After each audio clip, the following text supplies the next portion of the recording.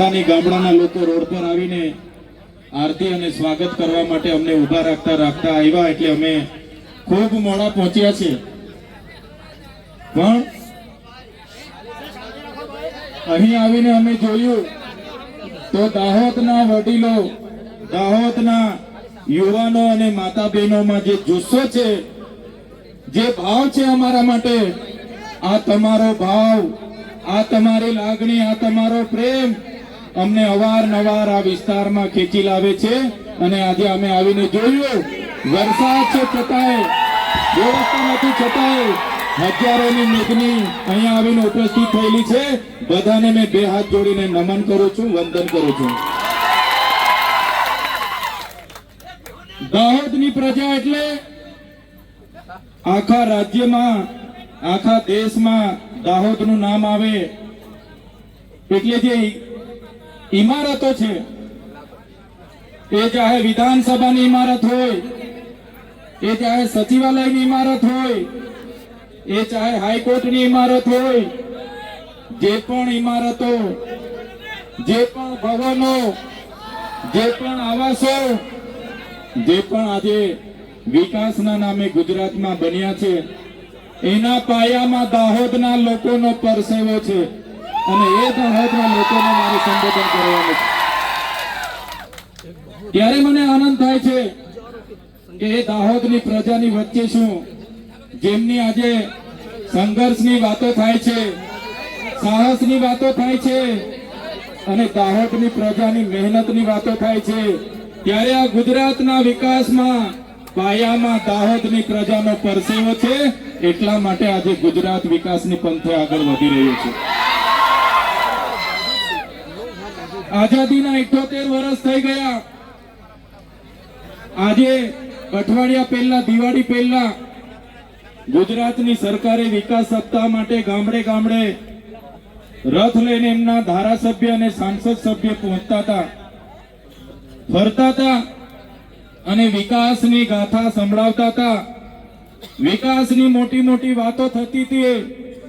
ત્યારે વિકાસ મહોત્સવ આજે ચાલે છે.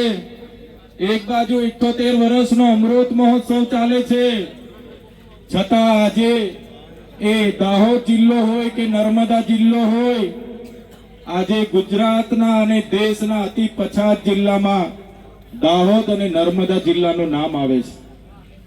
આઝાદીના 78 વર્ષ થઈ ગયા.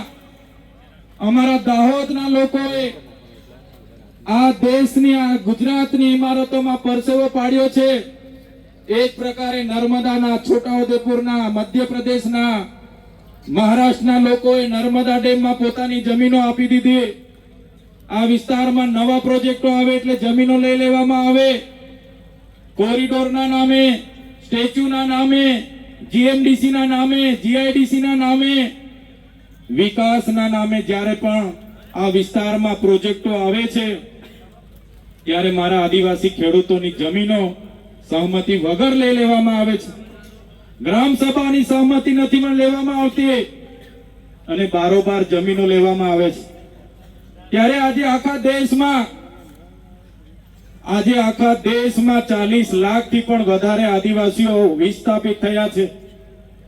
આજે એમના માટે દાહોદ આટલો મોટો જિલ્લો હોય, દેશના વિકાસમાં દાહોદે આટલું મોટું યોગદાન આપ્યું છે, છતાં હમણાં દિવાળી પતી જશે એટલે મારા દાહોદના ભાઈઓ અને બહેનો માથા પર પોટલા અને હાથમાં છોકરા લઈને મજૂરીએ જતા જોઈએ છે. અમે ગાંધીનગરમાં મળે છે, સુરતમાં મળે છે, ભરૂચમાં મળે છે, અમને અંકલેશ્વરમાં મળે છે, વડોદરામાં મળે છે.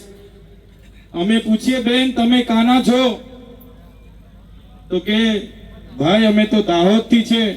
નાના નાના છોકરાઓને ત્યાં મજૂરી માટે, મજબૂરી, આ પેટનો ખાડો પૂરવાની મજબૂરી એમને ત્યાં લઈ જાય છે. ત્યારે આ ગુજરાત સરકારને કહીએ છીએ, આજે તમારો આઝાદીનો 78મો વર્ષ ચાલે છે. તમે અમૃત મહોત્સવ પાછળ અબજો રૂપિયાનો ખર્ચો કરો છો. હમણાં વિકાસ સપ્તાહના નામે તમે આ વિસ્તારોમાં રથ ફેરવતા હતા, એમાં કરોડો રૂપિયાના ખર્ચાઓ કર્યા છે. મનરેગા યોજનામાં દરેક બિનકુશળ શ્રમિકને 100 દિવસ રોજગારી આપવાની વાત હતી.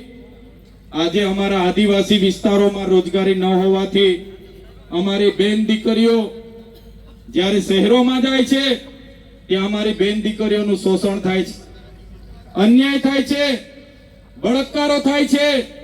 આ મજબૂરી, આ પરિસ્થિતિ પેદા કરનારી આ ભારતીય જનતા પાર્ટીની સરકાર છે. એમને આવનારા દિવસોમાં ઉખાડીને ફેંકી દઈશું.